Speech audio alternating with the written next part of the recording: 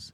Director General of the Safety Commission, Larry Mojola, who made the call while speaking about safety in the environment and the current weather with excessive heat and dry conditions, emphasized that the safety of lives must take priority over everything else. Mojola highlighted that the current weather conditions are unfavorable, noting that excessive heat due to dry weather can lead to tiredness, high fever, vision, and dehydration, which are uncomfortable. To compromise safety and specifically advised against smoking in public places and storing flammable substances or fuel at home, stalls, or shops to prevent fire outbreaks and incidents that could lead to fatality. Mojola urged everyone to support the government and be more safety conscious to ensure that homes, workplaces, and environment are safe and free from incidents that can endanger lives. The Lagos State Materials Testing Laboratory Agency, LSMTL, is set to commence aggressive advocacy to eradicate quackery and curb sharp practices as part of stringent measures to check subpar performance within the build sector.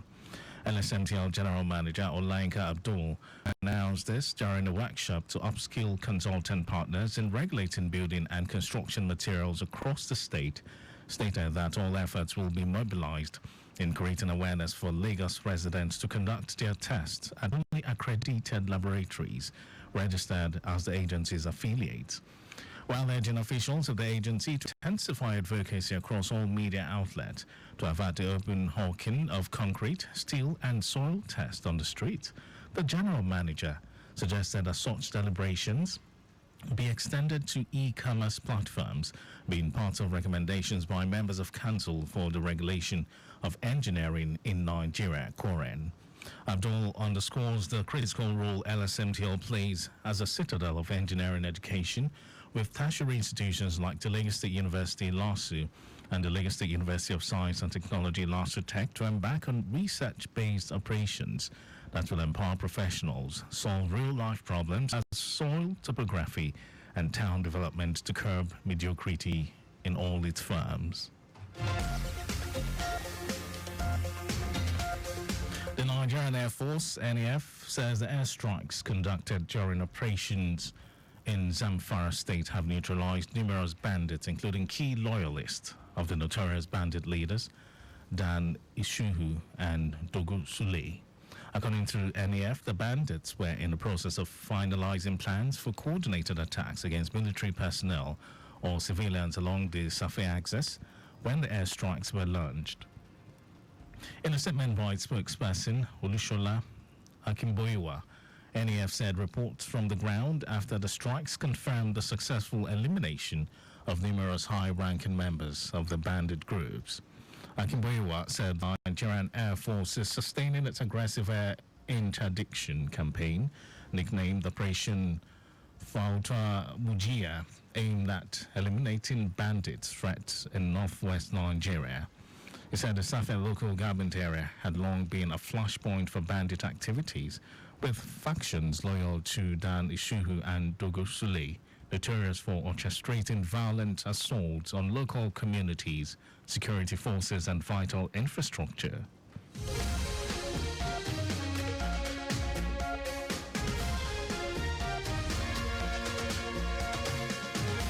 And now to the rest of the stories. The Joint Admissions and Matriculation Board has commenced accreditation of computer-based test centers for the 2025 Unified Tertiary Matriculation Examination. This was contained in a statement by JAMB's Public Communication Advisor, Fabian Benjamin. The notice asks operators of established centers successfully accredited for the 2024 UTME to simply register their interest through the Center Management System portal, while zonal and state officers are to create accounts for new centers on the CMS portal to facilitate their registration. Centers were also mandated to conduct an auto test on a date that will be communicated to them, to be followed by a physical accreditation visit by the board's team. As part of efforts to encourage purchase of wholesome food items, Muslim faithful have been urged to embrace and support the introduction of halal markets across communities in Lagos State. This call was made in a one-day sensitization program on halal markets for the Council of Imams and Chief Imams of the Ikeja Division, organized by Muslim organization Market of Convenience Venture. Chairman, Market of Convenience, Adili Musaddiq Sani, explained that the market, built in line with the principles of Islamic doctrine, aims to provide high-quality Sharia-compliant goods at affordable prices while fostering a sense of community among Muslims. Sani also stated that the initiative hopes to promote local Muslim businesses by including them in their supply chain, thereby empowering the community economically and encouraging Muslims to support businesses that align with their faith. Go back home, form cooperative society. Through cooperative society in their various modes, they will be able to get recognition from government. From Ministry of Agri, they will be able to say, oh, this body is recognized. From company, they will be able to get company price. This is one of the ways. When now the Muslims have their own cooperative society in their various modes, they'll be going to buy halal products. And they'll be selling the halal product to their members instead of the haram product that we are getting from the market. Grand Chief Imam of Ikeja, Kamoruddin Ilo, who was represented by Chairman of Council of Chief Imam Ikeja Division Abdul Rahman Shuguru, expressed appreciation for the affordability and quality of goods offered, while stating that the initiative could serve as a model for similar markets in other regions. In his goodwill message, Chief Imam of Muslim Land, Sulaiman Olanijo, described the initiative as a step in the right direction, adding that it will create a supportive ecosystem for the faithful and complement government efforts on food security and affordability. The market features a wide array of halal certified food items, household products, and other essentials. And over to some foreign news. Israel has continued to pound Lebanon, killing 8 more paramedics after assassinating Hezbollah's top media relations officer Mohammed Afif in an air raid on central Beirut. Israeli forces also bombed Gaza's safe zone, killing 4 people, including 2 children, as Pope Francis called for an investigation into allegations of genocide.